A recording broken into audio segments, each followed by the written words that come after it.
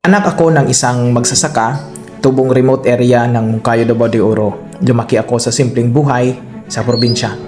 Typical na kwento na naglalakad papunta sa paaralan. Naranasan ko magapas ng damo sa bukid. Hindi madali pero hindi ko hinayaan na dito lang matatapos ang pangarap ko.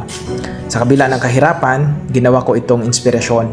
Kaya nung nakita ko ang oportunidad ng Online Business Academy, sinubukan ko.